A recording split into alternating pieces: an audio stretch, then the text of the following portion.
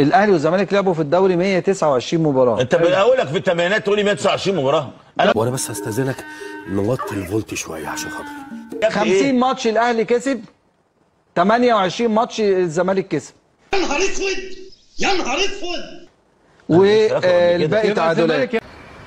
انا زعلان انا زعلان الصراحه يا كابتن، لو انا كسبتك 28 مره بالامكانيات اللي معاك، انا شايف ان انا فعلا متفوق.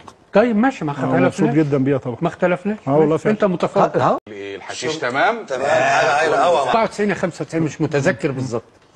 كان نادي الزمالك فارق عن النادي الاهلي 13 بونت. ده انت دي فريق الاحلام.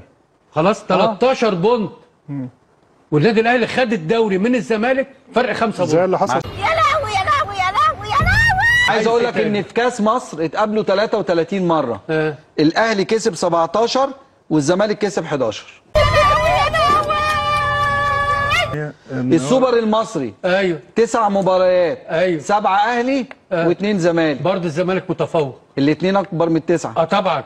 بحبك يا ستموني مهما الناس لموني. الشبكه اتغيرت في استاد القاهره بفعل العبد لله. فين هي اللي اتغيرت؟ الشبكه اتغيرت، الله يرحمه بوسبوس اساله. لا ابنك مجنون يا حاج. دخلت وطلعت. يبقى اتغيرت ليه؟ هيسالوا فين؟ علشان اتغيرت عشان الكره دخلت وخرجت. يا حبيبي على زرافه عسل اللي جابت ابو سلالم ابوك. حبيبي ده يا باشا ده اتعمل استنى بس يا مهيب وانا برد الحته دي يا واحد. ده اتعمل انا معاك في الجون ده. اتعمل كونسولتو، ما حدش عارف اللي دخلت وما دخلتش. او مصحف الاتحاد الدولي علشان يشوفوا ازاي الشبكه دخلت وخرجت. خافت منك. لا مش والله يا راجل بلا كذب بقى بوشك، ده كذاب كذب الابل. اعوذ بالله.